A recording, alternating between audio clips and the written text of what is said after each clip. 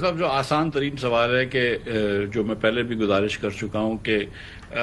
ہمارا نون میں جانے کا کوئی ارادہ نہیں ہے، نہ وہ انہوں نے ان کو بلایا ہے۔ بالکل صحیح۔ اور جب لوگوں نے مجھ سے وضاحت پوچھی تو میں نے یہ بھی گزارش کی کہ ان کو ضرورت نہیں ہے ہماری، کیونکہ اب وہ ووٹ پہ الیکشن نہیں لڑتے، اور ہم کو ان کی ضرورت نہیں، کیونکہ ان کی ٹکٹ پہ تو کوئی بھی نہیں جیت سکتا اب۔ تو یہ سودا نہیں ہے۔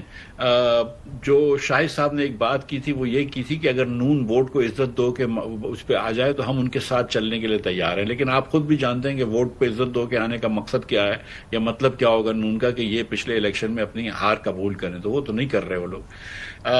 اگر ان کو حکومت کرنی ہے 20 سال عوام کے مینڈیٹ کے بغیر تو اللہ ان کو مبارک کرے، ہم اس کا حصہ نہیں بن سکتے۔ جہاں تک یہ چینی کی بات ہے،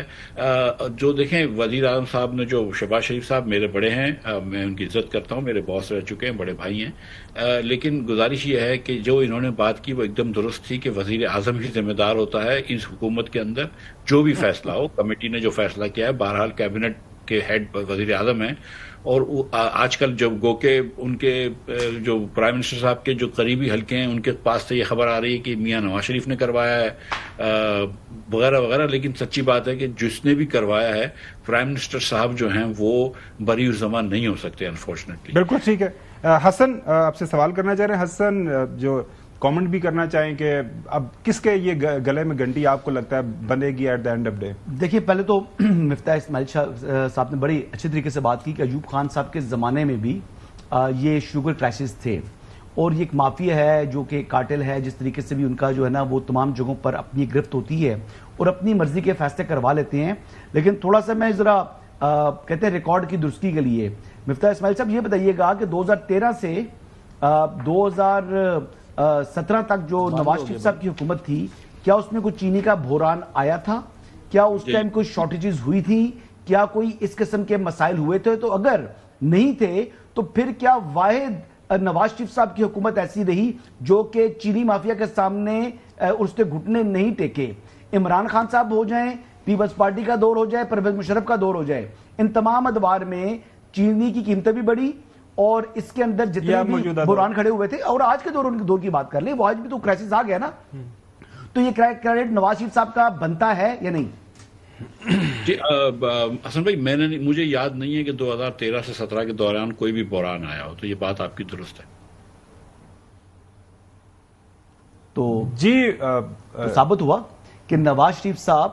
جو ہے وہ چینی مافیا کے سامنے ڈٹے رہے، کبھی بھی یہ بحران نہیں آنے دیا۔ تو ابھی جو بات کہہ رہے ہیں کہ موجودہ بحران کے پیچھے جو خبر آئی تھی کہ شریف فیملی کا پریشر تھا، شہباز صاحب نہیں کرنا چاہ رہے تھے لیکن ان کو مجبور کیا گیا۔ نہیں خبر تھی نا محمد فاروق صاحب کی، اسی پروگرام میں ڈسکس کی نا ہم نے، ہمارے صاحب یہ خبر تھی، نام نہیں لیا تھا انہوں نے نواز شریف صاحب کا، نہیں نواز شریف کا نام نہیں لیا، وہ شریف فیملی کا ذکر تو کیا انہوں نے، فیملی کی ذکر کیا، تو شریف فیملی ہے نا، ایکسٹینڈڈ تو فیملی بات یہ ہے، بھی لوگ شامل ہیں، بات یہ ہے کہ فیملی کا پریشر جو ہے کیا صرف شہباز صاحب کے لیے ہے؟ شہباز صاحب تو ایک بندے کا پریشر لے سکتے ہیں فیملی میں جو ان سے بڑے ہیں، وہ نواز شریف صاحب ہیں، تو نواز شریف صاحب تو پہلے ہی اس کے مخالف ہیں، تو بیسکلی سٹوری کی جو اتھینٹسٹی ہے میں وہ بیان کر رہا ہوں۔ نہیں تو ساتھ میں آپ یہ بھی تو میں ثابت کر رہا ہوں نا، نہیں ساتھ میں یہ بھی چیز آپ ایکسیپٹ کر رہے ہیں کہ شہباز شریف صاحب ایک اس وقت اس شوگر کرائسس میں ناکام ہوئے؟ جی 100%، اس میں کوئی بات دوسری رائے نہیں ہے۔ یہ ذمہ داری شہباز صاحب کی بنتی ہے، یہ بات شہباز صاحب کی ذمہ داری اس لحاظ سے بنتی ہے کہ یا تو جنہوں نے کہا کہ شوگر سرپلس ہے ان کو قابل احتساب ٹھہرائیں، یا جنہوں نے پھر بعد میں جو ہے وہ دوبارہ امپورٹ ایکسپورٹ کرنے کی اجازت دی یا پھر اب امپورٹ کی اجازت دے رہے ہیں، ان میں سے کوئی شخص ہے نا جس نے یہ ساری دونوں ذمہ داری کسی کے ساتھ لگا۔ اچھا مرزا صاحب، اگلا سوال آپ سے یہ ہے کہ چوہدری صاحب نے بھی تھوڑا سا آپ سے سوال کیا، وہ یہ ہے کہ ایک طرف ہم دیکھ رہے ہیں کہ سٹاک ایکسچینج جو ہے وہ چھلانگیں لگا رہی ہے، آج کی خبر کے مطابق کوئی 1,37,000 انڈیکس پہ پہنچ گئی ہے، اور اس کے ساتھ ساتھ ہم دیکھ رہے ہیں کہ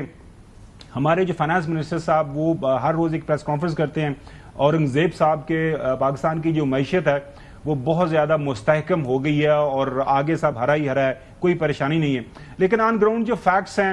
فورن ڈائریکٹ انویسٹمنٹ پچھلے ایک سال کے دوران پیچھے چلی جاتی ہے، پاکستان کی تمام جو بڑی صنعتیں ہیں، درمیانے درجے کی یا چھوٹی صنعتیں ہیں، وہ سکڑ رہی ہیں، ان امپلائمنٹ ہو، پاورٹی ہو، اس کے اندر ہم دیکھ رہے ہیں بڑھاوت ہو رہی ہے۔ تو یہ پاکستان کی معیشت جو ہے، اگر میں آپ سے جانوں based on your experience at this point in time, کہاں پہ کھڑی ہے، کہاں پہ موجودہ حکومت بہت اچھا کر رہی ہے اور کہاں پہ موجودہ حکومت بہت غلط کر رہی ہے جس کو ٹھیک کرنے کی ضرورت ہے؟ دیکھیے خاور بھائی، معیشت ایک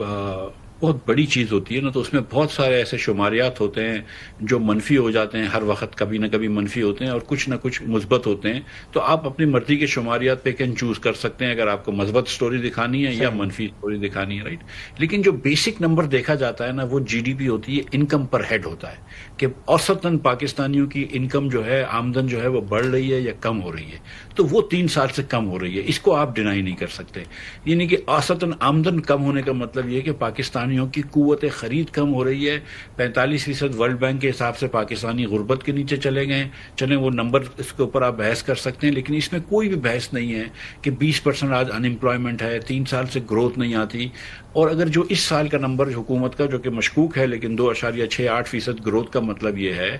کہ آپ نے 12 سے 15 لاکھ شاید نوکریاں پرووائڈ کی، شاید اتنی بھی نہیں کی، 10 لاکھ کی ہیں. لیٹ سے